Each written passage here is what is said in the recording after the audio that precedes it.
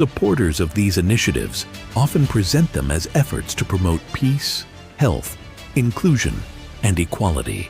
It's All One claims, among other things, to be evidence-based, comprehensive, human rights, gender-sensitive, and culturally appropriate education that will increase young people's responsible decision-making, to reduce adolescent rates of pregnancy and sexually transmitted infections, including HIV. It's All One, however, like most CSC programs, is really just cleverly disguised abortion rights, sexual pleasure education, masquerading as human rights, gender, and sexual and reproductive health education. But beneath the kindly facade lies a darker agenda. They masquerade themselves as an agency here to help Africa plan its population.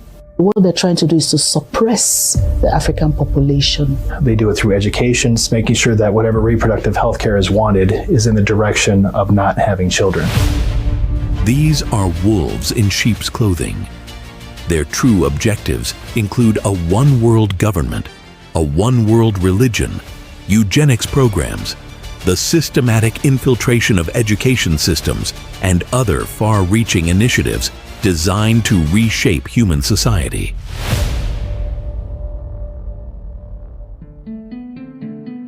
Our story begins with 4 organizations, each with a distinct role in a shared agenda, although they seem unrelated. But together, they form a network that has infiltrated UNESCO, the United Nations, and school systems across the globe. 1. The Fabian Society, 1884. British socialists who believed the state must reshape society through gradual infiltration. The second on the list is Theosophical Society, 1875. Occultists who taught that all religions are one, all morality is relative, and Christianity must be replaced. 3. The Lucis Trust, 1922.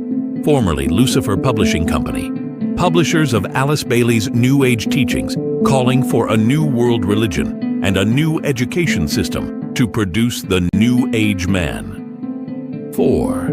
The International Planned Parenthood Federation, 1952. Eugenicists who sought to control population, separate sex from procreation, and dismantle the traditional family. Margaret Sanger, the founder of Planned Parenthood Federation, she was part of the eugenics movement that she referred to black people as the weeds of society. She believed in this ideology that the weak people in society should be weeded out. Writing in 1992 in Fidelio magazine, the Frankfurt School in Political Correctness, Michael Minicino observed how the heirs of Marcuse and Adorno now completely dominate the universities, teaching their own students to replace reason with politically correct ritual exercises. Their policies, they hoped, would spread like a virus, continuing the work of the Western Marxists by other means, as one of their members noted. To further the advance of their quiet cultural revolution, but giving us no idea about their plans for the future, the school recommended, above other things, 1. The creation of racism offences. 2. The continual change to create confusion. 3. The teaching of sex and homosexuality to children. The bridge between these organizations and global education is the United Nations Educational, Scientific, and Cultural Organization, UNESCO. The man who coined the name transhumanism, Julian Huxley, was the first director of UNESCO. He was the first director of UNESCO. I know UNESCO, United Nations Educational, Scientific and Cultural Organization. And he was the one that wrote the philosophy, the purpose and philosophy of UNESCO. Now, UNESCO is the organization that's behind, get this, is the organization that's behind the ideology of education, the educational policies. All right? And behind what should be endorsed as science. And to regulate human cultures, UNESCO's former Assistant Secretary General, Robert Mueller, openly based his World Core curriculum on the teachings of Alice Bailey of the Lucis Trust. This curriculum has been implemented in schools across dozens of countries. Its goals are global citizenship, moral relativism, and the dissolution of traditional values, including biblical sexuality. Alice Bailey was the disciple of Madame Blavatsky, who started the Theosophical Society in 1875. So really, they were very instrumental in what our friend, the late Charlotte Iserbyt, called the deliberate dumbing down of America. And they really targeted the West, but primarily the United States of America. And they did that very fundamentally through the indoctrination and brainwashing of education systems. Today, the IPPF is a primary architect of UNESCO's Comprehensive Sexuality Education Guidelines, mandating sexual instruction for children as young as 5 years old. The document calls for children to be taught that sexual orientation is fluid and should be explored. Same-sex attraction is normal and natural. Parental consent is not required for children to access contraception or abortion. Most people are unaware that International Planned Parenthood Federation, also known as IPPF, is one of the largest providers of graphic, comprehensive sexuality education programs. With 65,000 service points in over 170 countries, this should concern governments and parents everywhere. My brother Luigi and I had an opportunity to go to the United Nations and give a speech on the UN floor. First, my brother explained about how we became orphans when both of our parents died of AIDS. I told them how Planned Parenthood was passing out a booklet for HIV positive youth at the United Nations called Healthy, Happy and Hot. This is for the kids who have AIDS. The booklet says its purpose, and I quote, "To support your sexual pleasure." It tells youth they can have sex in different ways. It teaches about sexual pleasure through masturbation, with same-sex partners, and even if you are drunk. This has horrified a lot of people in South Africa, and the tool that is being used, the weapons that are being used, is comprehensive sexuality education. And let me tell you, times have changed and things are changing real fast. Some of you that have little kids, you have to start thinking now what you're going to do about your children's education. This is real, what I'm telling you. You're going to have to start thinking what you're going to do about your children's education. As president of the American College of Pediatricians, I am deeply concerned about comprehensive sexuality education for 4 reasons. First, it sexualizes children.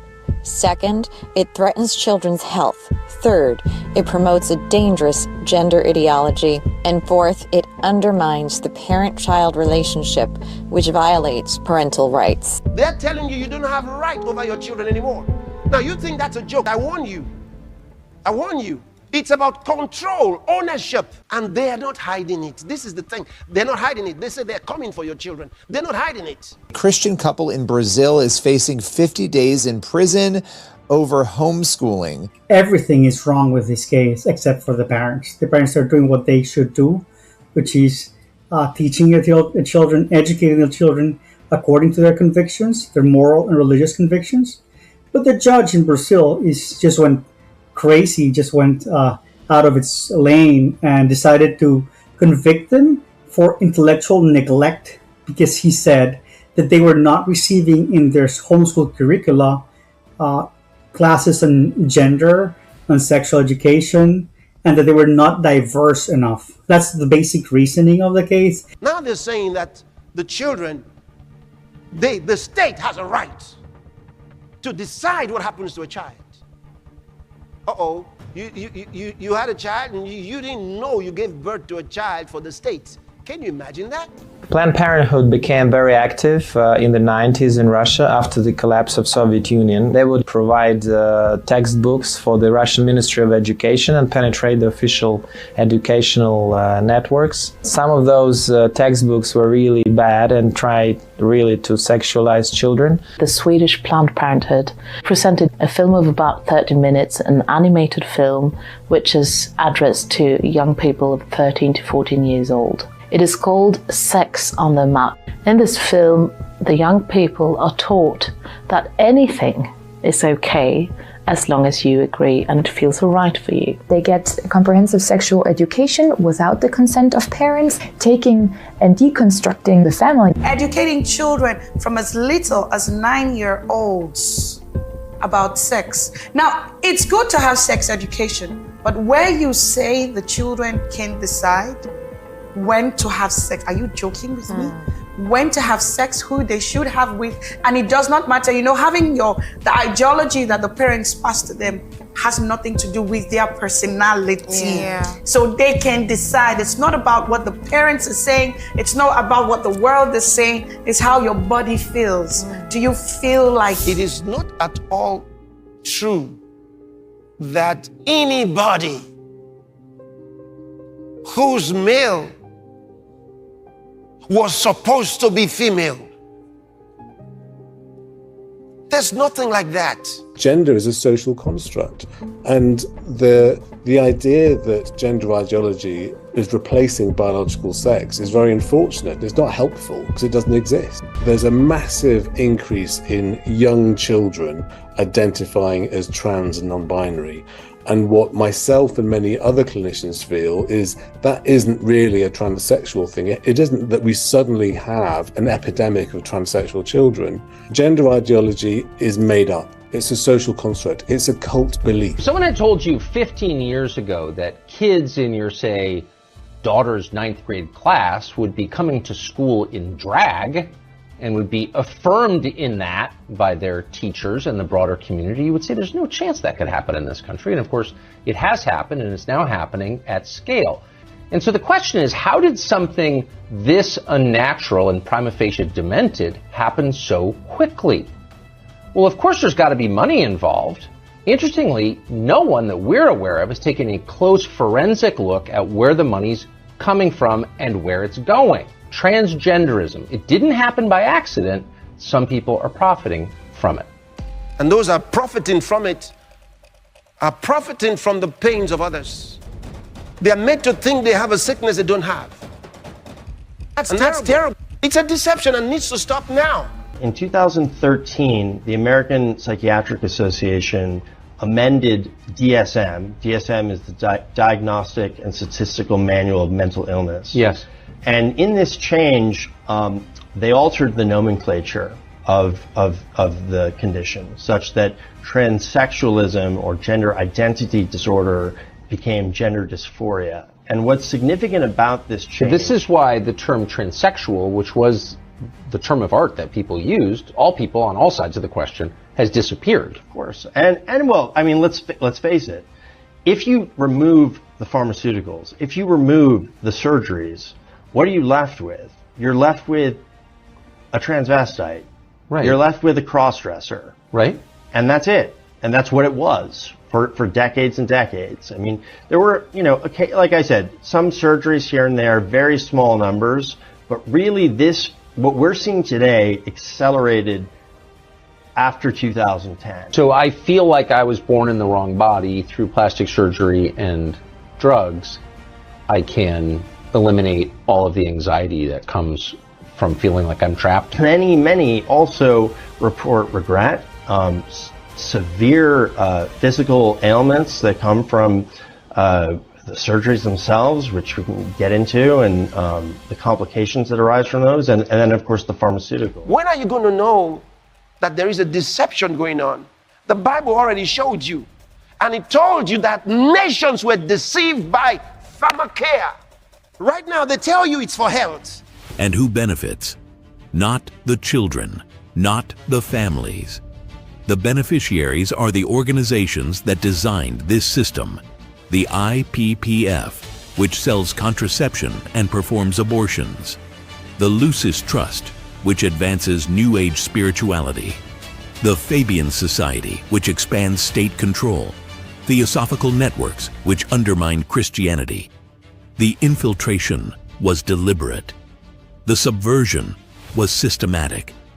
But the victory of the church is certain, because through our prayers and the bold proclamation of the gospel, we will rescue nations from the grip of these deceptive organizations. Christ said, "I will build my church, and the gates of hell shall not prevail against it." Matthew 16:18.